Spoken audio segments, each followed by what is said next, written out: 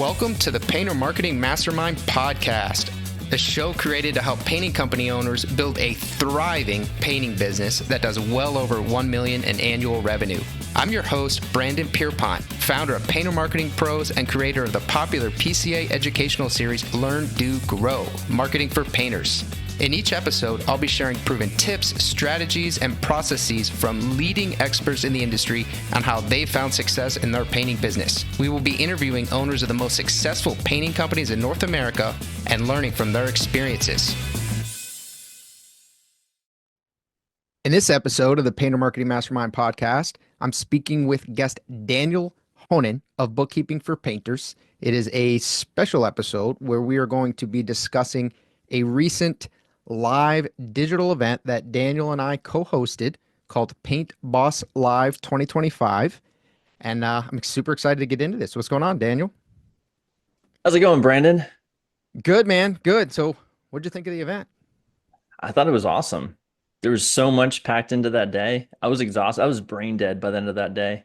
Just so much great information, so many great speakers. It was great. Yeah, it was killer, man. The Paint Boss Live 2025, it was an almost 9-hour event. I think we had, over 20 speakers, industry experts come and join us over a period of, close to 9 hours and covered just kind of anything and everything you could want to know for how to profitably scale a painting company. Yeah. If you weren't there, you should have a little FOMO right now. There is an ability to get the recording. So you can send me an email if you hear this, Brandon@paintermarketingpros.com about that. But if you weren't there, you should have a little FOMO. Be tuned in for the next one because it was phenomenal. Yeah, it was really impressive. I mean, I definitely had some favorites, but it was all great stuff. Personally, my favorite presentation I think was Chris Elliott's on considerations on switching into commercial painting. I've never heard someone take that approach on, especially the financial aspect, which I really loved how he dived into the details on what to expect financially speaking when switching into commercial painting. I think that was one of my favorites. Yeah, I really like that. If not my favorite. Yeah, it's not an uncommon or, novel topic. Do we move from residential to commercial? What does that look like? But it's typically, okay, how is the estimating process different? How do you actually break in? Who do you speak with? How do you get an at bat there?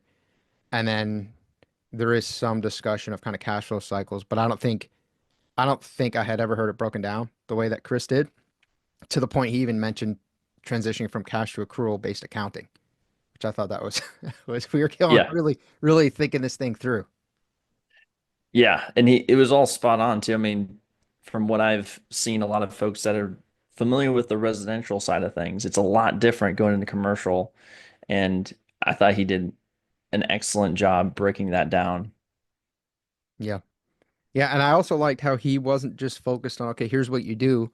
He also focused on, do you actually want to do it? Because here are the pros and here are the cons. And if you are going to do it, then here's what you need to know or else you're going to fail. And one of those things being you have to stick with it and it's going to suck. It's basically, per him, it's basically starting another business. Yeah, it's a completely different animal. Residential repaint, you're used to getting your cash, a good part of it up front, and then paid immediately after you're done. Commercial, not like that at all. Oftentimes not getting paid up front, oftentimes not getting paid until 30, 60, 90 days after you completed the project, and maybe even held some cash in retainage for even longer after that. So completely different on cash flow. So you really have to have your financials dialed in so that you understand if you're profitable or not, because you're not going to have much cash flow. Cash flow is terrible, but you want to understand if you're profitable on those projects still. So you got to have accrual-based books set up so you match up your income and your expenses in the same period, in the same month. And you got to have that accrual bookkeeping, which is huge, not needed for residential, but it is absolutely needed for commercial. And he's exactly right on that. And then just the whole invoicing process, it's way different. Even payroll can be different sometimes if you're doing government work, and um, you have to do certified payroll, prevailing wage certified payroll. So a lot of nuances with the commercial financial considerations. Yeah, I really like going into that depth too, because I think one of the things that's frustrated me, and one of the reasons I created this podcast and I try to do it a little differently, is I feel like there's so much surface level information out there, little sound bites or kind of, hey, this is what you should do, but not enough instruction on how to actually do it, how to actually dive into the weeds and get it done, and what to do when you encounter ABC obstacle. And I think Chris did a good job in a very tight time frame. I think his presentation was only 30 minutes long of actually diving into how you need to actually think through this entire thing. Not just, Yep. hey, residential to commercial. Okay, make sure that you know that the cash flow cycle is longer and you have to have cash on hand. And also the way of winning the projects is a little bit different. The projects are longer and bigger ticket. I think we all know that. But he went, 2, 3 levels deeper than that. Yes. And one thing Yep. he focused on too was the customer avatar. This it's the same kind of focus as the residential painting company. It says, oh, who do you serve? Oh, I serve everyone in this area. You don't, you shouldn't. Maybe you do. You probably shouldn't. You should probably have a little bit more of a defined avatar. And Chris did a really good job of breaking down commercial. Like, who are you actually gonna? Commercial is an incredibly broad term. Commercial painting. Who are you actually going to be targeting? Yeah. Yeah, that's key. I mean, sometimes people say commercial and they're doing government work, so you know, so that's a whole different beast than working just literally B2B, like business to business. Your business, your painting business is painting an IHOP or whatever, or are you working under a general contractor? That's two different way, like B2B versus general contractor work, completely different in terms of a lot of the financial considerations, but who your customers are. Are you getting folks, getting other businesses to sign up with you, or are you working under a GC? Way different. And yeah, there's so much variability on the commercial side of things compared to the residential. Yeah. And what's going to appeal to your target avatar? If it's retail versus warehouses, they're probably going to be focused on different things. How Yep. much of a risk to business interruptions does your service pose? How important is timeliness versus budget?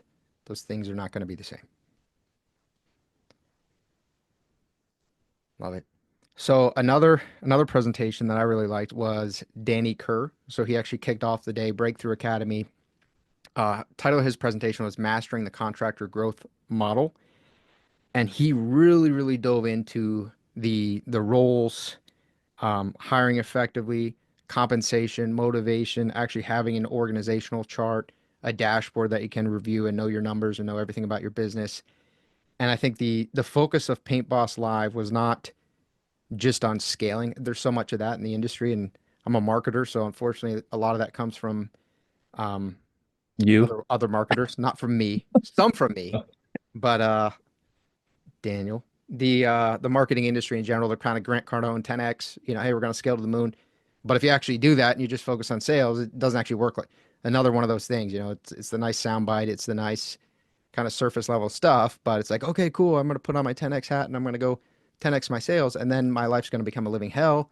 My clients are going to hate me. My deliverables are going to fall apart. I'm going to need a bunch of one-star reviews because I don't actually know how to do it, because I don't have the ops to support it. So Danny did a really good job diving into that. Breakthrough Academy, it's obviously what they focus on, but how to actually scale profitably and sustainably so that you build a business. You don't say, "Hey, look, Ma, I went from 1 to 5 million, and now I'm at zero because I grew too fast and I didn't have the systems in place."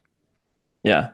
One of the things, so the data dashboard that Danny mentions in his presentation, it reminds me of data risk, which is one of the factors. If you're looking at your business and wondering how much is it worth, one of the detractors or one of the things that lowers the value of your business is what's called data risk. And one of the things for data risk is basically, do you have a centralized place where you can go one place to know all your numbers of your business, whether it's the financial numbers or maybe it's the sales marketing numbers all in one place so you don't have to go to 5 different places to pull this data together. And this is something that I know I experienced going through this exercise of evaluating how much is my business worth at the acquisition.com workshop I think you went to as well, that they kind of took us through that. So that's what that reminded me when he was talking about the dashboard and making sure you have a dashboard for your business. It's important for you to be able to make decisions, but also just for the value of your business. If you're ever looking to sell at some point, um, making sure you have your a dashboard and your data together, which a lot of businesses don't have that. They don't have a clear one place to go to have all their data in one place. Yeah, 100%. And since you wanted to call me out, Daniel, about me pushing the sales, so I also presented at Paint Boss Live, and my focus for people who want to listen to the recording was really on breaking down the many different types of marketing that is currently available. I feel like it's a labyrinth of confusion and potentially purposely created to be so for people, because then if nobody knows what to do, then they're just going to have to pay people to do it for them. So we talked about direct mail, Google pay-per-click ads, Google local service ads, websites, search engine optimization, otherwise known as SEO, Facebook ads, print ads, billboard, TV, radio, kind of you name it. We talked about it and how you should be thinking about it, the pros, the cons, the investment required for those, and at what point in your life cycle journey of your business, aka what's your revenue side range, should you actually be seriously debating each of these different channels. So if you ever find yourself confused or thinking, hey, should I do this or should I do that in terms of my marketing, might be a presentation worth checking out. Yeah, I loved how you broke it down by revenue level. Like this is what you should focus on when you're, startup to 500,000 or whatever the range was for the startups. And then at the next stage, what should you focus on? I think that was really helpful, like as a blueprint for folks on where should you put your attention. And I also really thought it was interesting, Google Ads was something that you were kind of discouraging, at least especially for For a little for one. smaller tiny Yeah. businesses, because they just don't have the funds to be able to compete with somebody like Angie's List or the folks that are purchasing Google Ads. Whereas Google LSA, that is something that you definitely want to look into, and it's a mistake I see often. Looking at the financials, a lot of people still putting money into Google Ads, but not Google LSA. Mm, yeah. No, I think there are just a lot of errors being made just because people don't understand the ecosystem because it is difficult to understand it. So it's not difficult, it's complicated. There's just a lot of moving pieces there. So I think that was good. Jason Phillips, he runs Contractor Freedom. He runs Phillip Home Improvements. He gave the first keynote presentation at this year's PCA Expo. He came in, discussed his sales program. Uh, I have been to one of those sales boot camps. They're absolutely phenomenal. He made an offer. So that offer would be in the recording. I don't know whether it will be applicable if you watch the recording or not, but he made an offer. But he shared some good stuff in terms of how to sell effectively. It was fairly brief, but Jason always drops value. We had Janelle Rodel, uh, Radel, Radel. I told you her name is pronounced Rodel, which is a shame because I've been talking with Janelle for years. And then she came on and said, "Hey, I'm Janelle Radel." And I was like, "Dang, sorry, Yeah, Daniel." I noticed that. I was like, wow, Brandon really set me up for success on that one. Set you up for I, success. I Yeah, definitely confirmed with you before I you said her certainly name. I was like, did. it's Rodel, right? You're like, yeah, it's Rodel. And Certainly then did. I introduced Set her. you up right Then there, man. she like, yeah, my name's Radel. I was like, oh, okay, it's Yeah, great. it was super awkward. Super awkward. So did the recording just to see that. But yeah, she talked about the benefits of the PCA, made an offer for discounted PCA membership, and that was really phenomenal. But I think a lot of even current PCA members don't fully leverage it anywhere near what they should. So I always appreciate when she gets on and shares some of that stuff. Yeah, and like the PCA, it's getting better and better every year. Like this last event, the Broadmoor, it was amazing. And and it's hard to top because the one in Orlando last year was pretty good. I mean, it's really good. Yeah, And the fact that they were able to top Orlando's event was impressive. So yeah. I'm excited for it to be back in Orlando though, as I'm sure you are as well. seeing that you live there. Yeah, to drive down the street, it's nice. Yeah, it's pretty nice. So I don't think I got into the metrics. Should have when we started this podcast. So we had almost 900 people register for it, which was pretty neat. We had 489 people show up. It's a lot. Had almost 500 people show up to this thing, and had I think 258 people I think live at one point. So we had 400 again. It was almost a 9 hour event. We had almost 500 people kind of in and out throughout the event. We had a schedule posted so people could come for the events that they wanted to see. But it was I don't think we ever went below 120, 130. It was an awesome event. Yeah. It's impressive. Like almost 50% show rate, right? Like 900 people showed up, I think 400. over it was a little over 50%. Yeah. It was solid. Some really good panels. So I led the residential painting success panel. We had Juan Vasquez, Mark DiFrancesco, Mike Sutton, Shane Fast on there. That was really interesting because they it's always nice when you kind of preach to the industry about certain things, and I think some people kind of tune you out like okay whatever. But then these people who are doing quite a few, Mike Sutton, he's doing over 15 million, and they get on there and they start talking about oh yeah, lead flow is down or was down in 2024, has been kind of down due to all uncertainty and whatnot, but yet their close rate's higher, their average ticket price is higher, their revenue is higher, and their profit margins are higher. And they start getting into, oh, they work their list, reach out to leads, they refine the sales process, a lot of the stuff that we talk about and we hear people talk about all the time. So that panel was really, really good. Yeah. I like what Mark DiFrancesco said on that topic of, this year for some folks, the economy seems a little shaky, especially February seemed to be down in leads. And he was saying, like, I just focus on what my team is doing, what our metrics are. And I know that I only have a small market share in my area. I mean, he's a large business. I think he does multiple millions. I'm not sure I think exactly he's how at much like he's doing, but 5.5 million. yeah. So he has a large painting business, but he's still, even though he's doing 5 million or whatever it is, he still only has a small market share in where the area he is in, I believe, New York area. And so even though the overall economy is down, there's plenty of people still getting painting done. And he has a very small, market share in that area.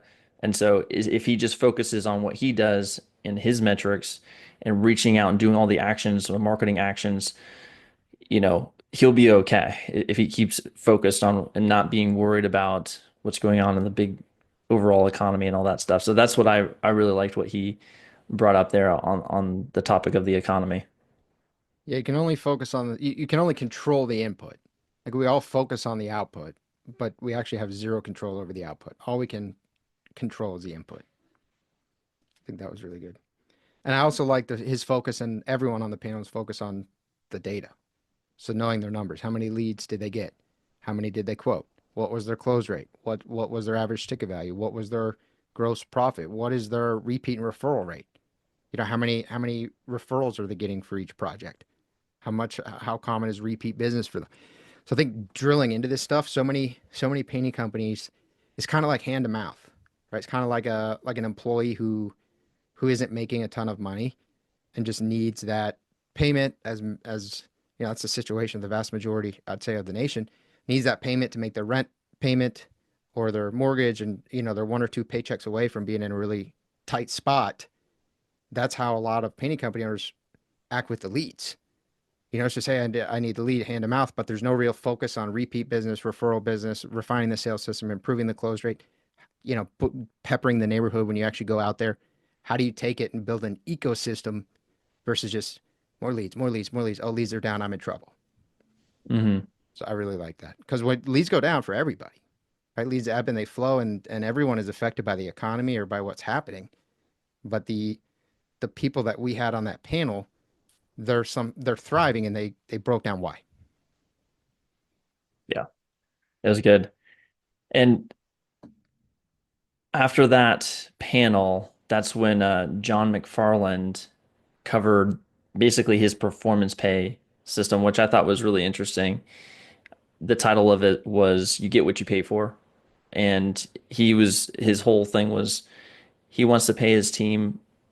Is the more he pays his team, the better from his perspective. Like he wanted to pay them as much as he could, and the way he does this is basically sets up a performance pay system where they can make as much money as they can if they provide a efficient and high quality product, and they come in under budget on their projects, then he's going to pay them what he budgeted for that project.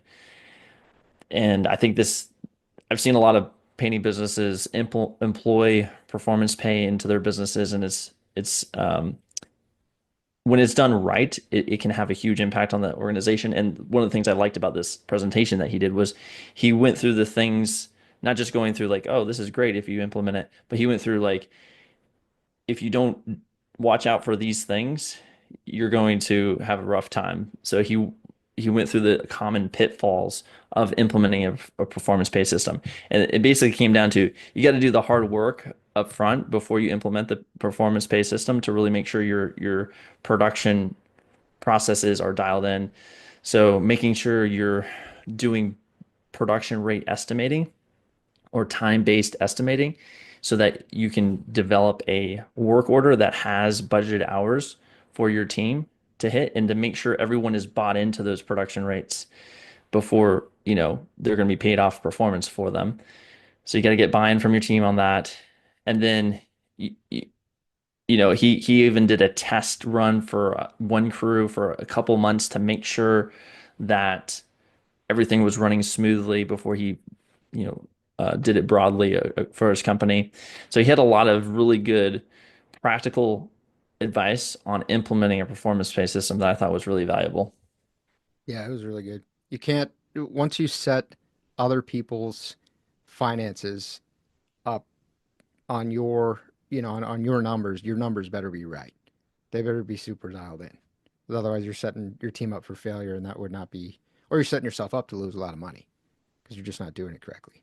So there are a lot of issues. Yeah. Daniel, you and I were talking about shooting this podcast episode, and I remember thinking like it's like, what are we going to talk about, right? And like, okay, we're going to recap this event. Now that we're actually doing it, kind of want to do it for everything. Like every event, I'm sitting here, you're breaking down all this stuff. I was there the whole time. It was almost a 9 hour event. I'm there the whole time, and you're breaking all this stuff down. And I feel like I'm learning more. Like it's becoming more organized in my head. The takeaways. Yeah. It might just be that Yeah. you're doing such a good job. It's hard to like during the day of like there's so much it's just constant it to kind of reflect on it is good, to retain the things that are actually impactful, like. And then because whenever I go to an event like a conference or something, whether it's for painting businesses or for accounting, it's always just like it's like drinking from a fire hose, and you kind of need some time to process it and think about it to really, okay, what do I really need to do, and come away with like a few takeaways that you can implement. And that's always the hardest part, is distilling all the information down. Yep. Yeah, for sure, man. So there was a women in paint panel. So Michael Cheney, she did a phenomenal job moderating this panel. She's leader of Women in Paint.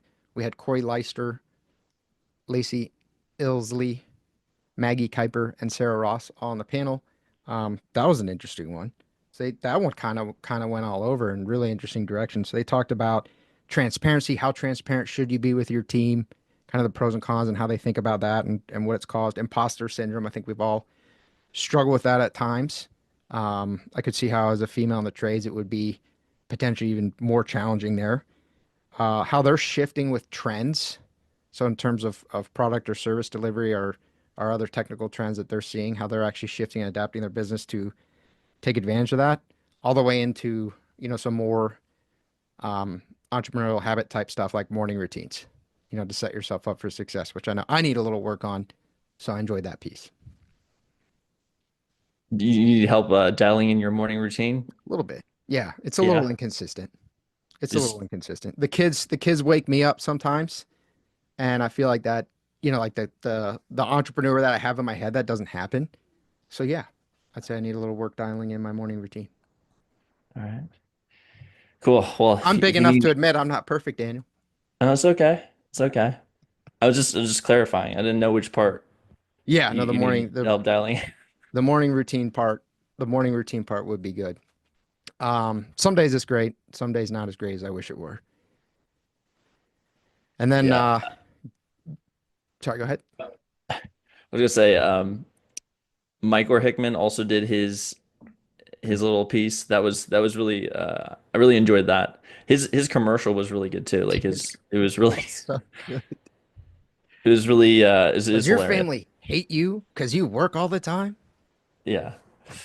And then he comes with the fireman helmet, Yep. and he was trying to show his board, but the Zoom kind of screwed him up on that. But he handled it like a pro. It was good stuff. But his events actually he has an event coming up here soon as well. He's always doing great events. I know he helps a lot of painting businesses, get beyond that 1 million mark, and scaling their business up. So Yeah. Yeah, he did a great job. It's edutainment. He understands that to educate, you kind of have to entertain people as well, so they want to listen to you. So he yeah, does a really good job of the edutainment. And then John yeah, Bryant from Paint Scout, he came on. He did a phenomenal job talking about how to essentially grow your revenue and what that actually looks like.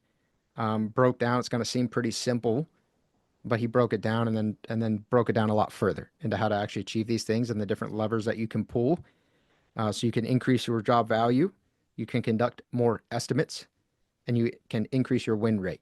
So those are essentially three different ways that you can dial up your revenue, and and then he drilled into those pretty significantly, showing the different levers. And I think business, it's easy to get confused and kind of this labyrinth. We all have a million things pulling at us every single day, million considerations, questions. Sometimes we're uncertain about things that we're doing, and you kind of lose sight of the fundamentals. So when there's a presentation like, "Hey, you want to grow your revenue? Here are the levers that you can pull." Okay, if you want to pull this lever, well, you could charge more, you could upsell, you could do all these different kind of sub levers, and now all of a sudden the business isn't it's not so complicated anymore. What we need to do, we just need to figure out how to do those things. So I thought that was a good breakdown. yeah.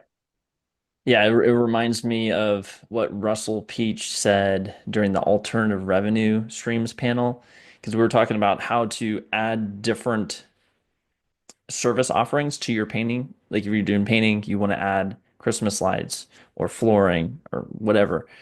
But he was saying before you even do that, you need to take a look at your painting business and see how can you just improve that. Mm. And so try to do, more of what you're doing better, focus on more and better. Um, and that kind of ties into what John Bryant was saying. It's like, hey, if you want to make more money, take a look at your pricing, take a look at getting that average job size up. But there's different ways I've seen folks do this. Is, you know, um, trying to have like the good, better, best option. Have you heard about Yep. this? I'm sure you have. Like three options for the same. Like if you want to do an exterior, you have a good, better, yeah, good, better, and best option for like different um, paint quality. Like the highest paint quality is in the best, and then like the standard paint quality is in the good, and maybe um, different amount of coats. But you basically give the client an option on those three different choices there. So there's different ways you can improve your current painting business before thinking about adding on something else. But we did have that alternative revenue panel that did really dive into how if you determine like, oh, for sure, I want to add a different service on. They gave some really good information. That was Paul Ballack, Nick Kelly, Russell Peach, Will Reyes, and it basically came down to three things. So you got to have the right systems in Who place moderated that before one? you. I I don't can't remember. remember his name. It was It, it it was was Daniel. Yeah, I'll just okay. That's right. Uh, blacked out for so that. yeah, I blacked. Right. Yeah. Um, so yeah, the three things you got to focus on before implementing another revenue stream, before you look at, implementing flooring or implementing uh, Christmas lights or whatever you want to do. Take a look at the systems that you need and identify, okay, what do we actually have to plug in? What processes do we need to have this basically different division or potentially even different business, which a lot of these folks had actually started a spin-off, another business. So you got to have the processes, systems in place. Then you got to have the people, because maybe you know how to do flooring, but do you have someone else that can help you actually do the production on that? So you have to get another subcontractor. What do you got to do? So you got to have the people in place, and then you have to have the capital, the money, to actually invest in, because you're going to have to. A lot of these, I think all of them actually started a slightly like a different company with a new set of branding, and it was like for peach painting, for example, it's like a peach with a paintbrush in his hand, but then he added flooring, and then they added like some sort of flooring identification, but it's very similar branding. So you have to redo your branding. You have to have another marketing effort. So you got to have some capital. Plus, you might need some additional tools to do that service, for flooring or for Christmas lights. Maybe you need something else. So you got to have those three things in place: uh, systems, people, and capital before venturing into that alternative revenue route. Yeah, it was kind of similar to Chris Elliott's presentation. I think it's some of this stuff shiny object. I like all resident. Oh man, those commercial jobs. They're doing 100K, 500K commercial. I wanted to go do commercial. I'm done with these 4K, 6K, 8K residential projects. Or man, if I go into these homes and I realize, oh, they need flooring, they need siding, they need whatever, I should just start another division and I should just sell it to them while I'm there. It's not necessarily a bad idea, but there are a lot of considerations to factor in. You have to be really calculated and strategic how you do it, and also make sure you actually are running your own business that you currently have the right way. Because if you have kind of a business that's maybe not as efficient or run as tightly as it should be, and then you add a second, you're gonna basically 10x your problems. Yeah. Yeah, it's the this like you said, the shiny object syndrome. I know that I've fell victim to that. It's like, oh, that'd be cool to add, and you just think it's going to be a simple thing to add on, and You're then gonna roll out a marketing company, I think, at one point. yeah, I was going to compete directly with you, and Yeah, uh, Painters Marketing Pro. yeah, uh, no, it's easy to do, and you just got to really make sure you're really prepared and serious about doing it, because the grass is always greener. It's always, oh man, if we just had added flooring, man, that would be so much better, because our average job size would go up. But there's a whole bunch of issues that you're not looking at or realizing probably up front that you just need to make sure you're aware of before diving in. Which is why I love that panel. I love Chris Elliott's and even John McFarland's as well, because performance pay is not a panacea. There's a lot of work you got to do up front to make sure that thing's going to go correctly. But once it's done correctly, performance pay is great. But you got to do the hard work up front to get it set up. So Daniel, I'm okay. I'm okay being humble. I don't know what that word that you said is. Panacea. I just made it up. I thought it sounded cool. It sounded so cool. I'll have to look it up. Yeah. I'll have to look up that word. But I'm sure there are a lot of I people. just coined that just now, so it's not going to Well, be in the dictionary. contextually, it's fairly apparent what the word means. But I'm sure there are a lot. Like if I don't know the word, there are probably a lot of people who just are filling in the blanks in context. So I just want to let everyone else know that I have no idea what Daniel just said. So we're all on the same page on that one. And then some people, there will be some people who are very familiar with the word, and they're like, "Oh, I thought this guy was smart. He's an idiot." And that'll be my last podcast episode. And there's how we lost a couple of subscribers. All right, and then there was so Lisa Hudson. She actually closed out the day for us. So she's the president of Fresh Coat Painters. We have a close relationship with Lisa. Painter Marketing Pros works with a substantial number of Fresh Coat franchisees. So Lisa and I communicate quite frequently. And she talked about essentially building a roadmap for success. So some of the core tenets that Fresh Coat teaches, and just for a little context here. So Fresh Coat Painters grew substantially in 2024, and that was not the case for many of the painting franchises, especially some of the bigger ones. So Fresh Coat Painters are a significant franchise, over 200 franchisees. They grew significantly in 2024 with her at the helm. And so she talked about kind of how do you make that happen. So she talked about the brand roadmap, SOPs for scale, the way that they handle leads and actually close the projects. And so some of the kind of insider tips from Fresh Coat franchise, one of the most successful franchises in the country. So that was a really cool way to end the day. Yes, sir. And I also did a presentation. I don't know if you I blacked out. remember that. I blacked out for that one. Okay. Oh, you skipped over, so I just thought you just don't want Yeah, to talk about it. it's But everything's intentional. Yeah,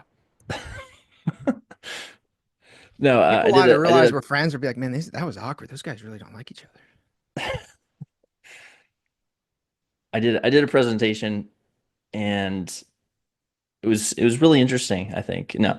Um, so basically I just talked about how to look at your numbers, especially the gross profit to customer acquisition cost ratio. I hit that pretty hard, which is basically comparing your gross profit and your customer acquisition, which is your marketing and your sales, and getting that ratio dialed in, 3-to-1 ratio or better. Then talked a bit about cash flow, how to improve your cash flow, how to uh, also looking out for taxes as well. Because once you get your numbers dialed in, then the thing you got to worry about is taxes. And I think a lot of people feel like they can't impact on how much they pay in taxes, but that's not true. Especially for a business owner, there's a lot of leverage you can pull to reduce your taxes in a legal way. Um, and yeah, Yeah, Daniel created a full second set of books for me at Painter Marketing Pros. So if you become friends with Daniel, he'll legally create a completely new set of books for you. yeah. It's funny you say that because I literally just got off a call with somebody who their former accountant was just creating expenses in their books to Like not reduce tied to anything. their what's that? Not tied to like an actual Right. It recordable was just expenditure of any kind. yeah, because the painting business owner I was talking to, he's like, "Yeah, I did 160,000 in net profit last year." I was like, "Oh, wow, that's awesome. It's great." So we looked at his books together, and it said 5,000. And we're like, "It's little low, Wizardry. what you're saying." So we digged into it with him, and turns out there was like $155,000 uh, just made up expense just plugged in there. It was obviously just me, it wasn't coming from anywhere. So he had to talk to his accountant and fire him for.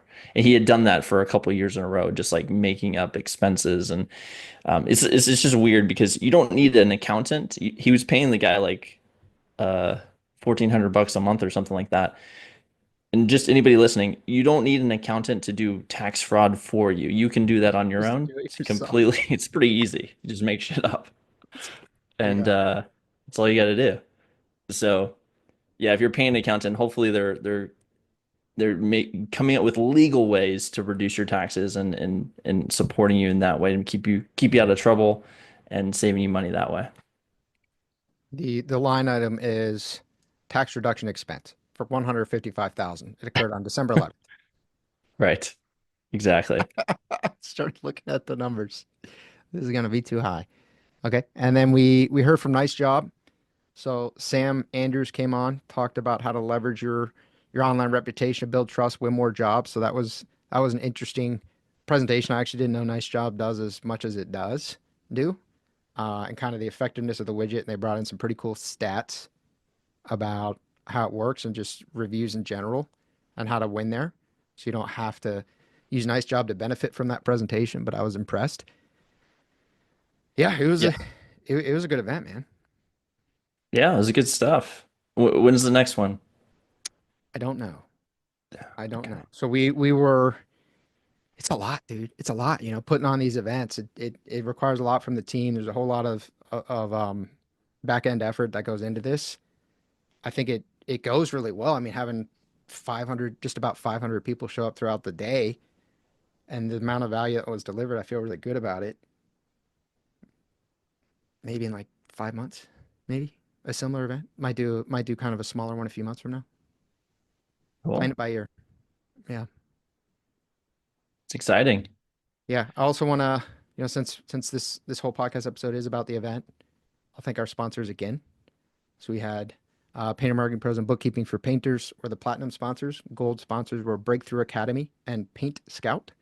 And then silver was Contractor Freedom, Painter Growth, and Nice Job.